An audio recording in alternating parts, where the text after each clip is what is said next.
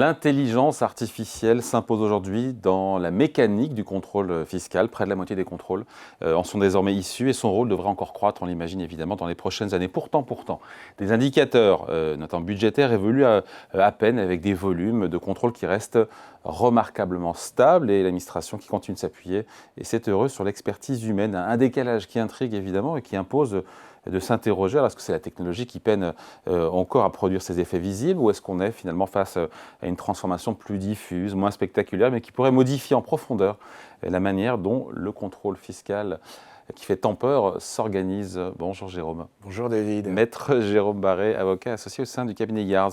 Quel est le vrai changement induit aujourd'hui par l'IA dans le contrôle fiscal, la réalité? Alors on en a beaucoup parlé à cette antenne et on a imaginé à une époque qu'effectivement l'IA multiplierait les contrôles fiscaux, et ce qui n'est pas tout à fait le cas aujourd'hui. On ne change pas le volume de contrôle, on a 39 000 contrôles par an, malgré l'intégration massive de l'IA, les moyens engagés. Sur les 15 milliards qui ont été recouvrés en 2024, le data mining ne représente que 2 milliards. Pourquoi le data mining? Mining, c'est-à-dire on creuse dans la mine la recherche d'informations.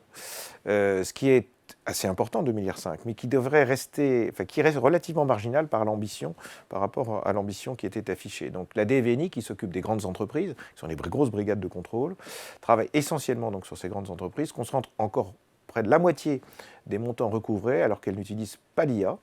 Ce qui montre que les dossiers les plus complexes échappent encore à l'automatisation. Au fond, l'IA modifie l'amont du contrôle, mais pas son intensité encore, ni son rendement. Donc la norme fiscale n'est plus seulement juridique, elle devient comportementale. C'est la mise en œuvre d'un algorithme qui ne recherche pas que la fraude, mais qui va chercher les comportements déviants. Donc ne soyez pas déviants, David. Donc un contribuable peut être parfaitement régulier sur le plan fiscal, mais on va d'abord analyser si ce qu'il fait, c'est ce qu'il opère, est conforme à la plus grande loi statistique. Ça introduit donc une logique qui est beaucoup plus statistique, qui est par rapport à l'univers traditionnel juridique qu'on connaissait.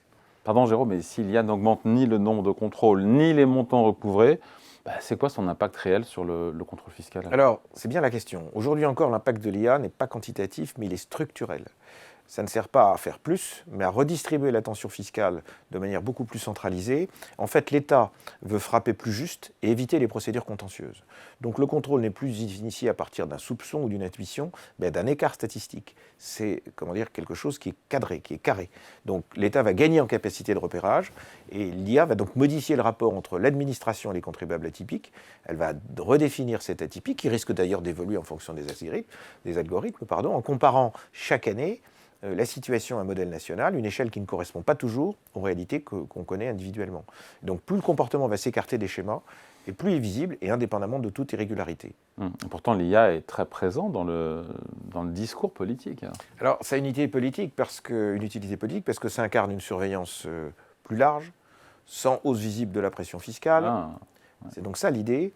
Le projet de criblage, le ciblage de la fraude et la valorisation des requêtes, qui était d'un coût de 30 millions d'euros, il a été financé par la suppression d'environ 500 postes, mais dans le même temps, en parallèle, on a repris 750 emplois supplémentaires dédiés à cette opération, donc on a rajeuni les équipes pour justement redéfinir le contrôle, et on voit bien que finalement l'IA ne supprime pas l'effort humain, ne supprime plus l'analyse finale, si je puis dire.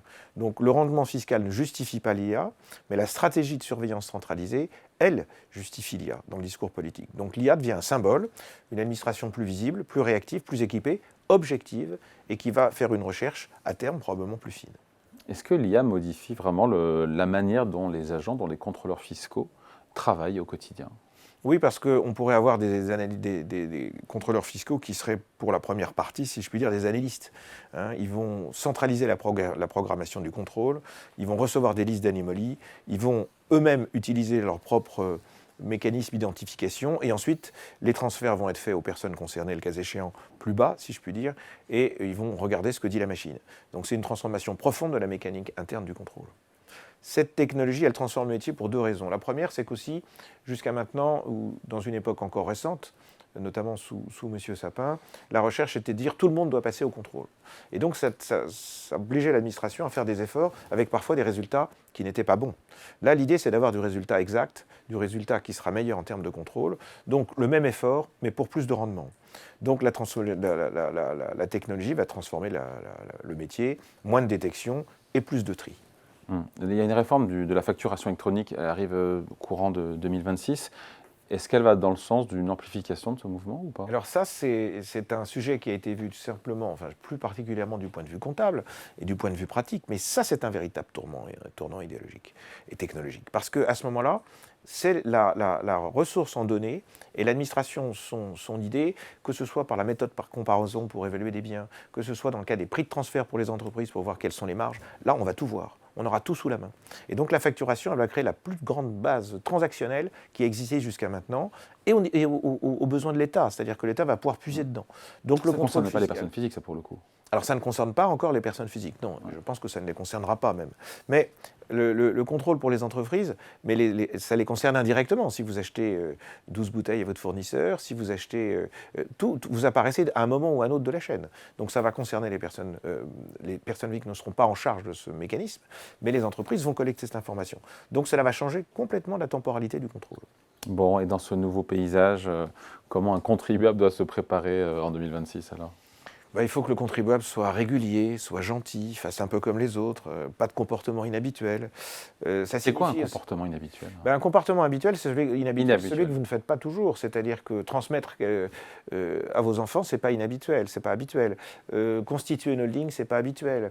Partir à l'étranger, c'est pas habituel. Recevoir un don d'un ami américain ou de la famille aux États-Unis, c'est pas habituel. Donc à partir de là, l'administration va regarder tout ce qui est un pic. Donc 3 réflexes. Premièrement, systématiquement documenté, ça veut dire et de façon durable, puisque vous savez, quand vous partez à l'étranger de façon durable, l'administration peut venir vous revoir pendant 10 ans. Harmoniser les déclarations dans le temps le plus possible, c'est-à-dire être vraiment dans le flux et dans le courant de ce qui est fait. Et plus un contribuable s'éloignera de ces standards, plus il devra préparer ses justifications. En fait, Brother Tax is watching you. Brother Tax. Brother Tax, signé Maître Jérôme Barré, avocat associé au sein du cabinet Yards. Merci Jérôme. Je vous en prie, David.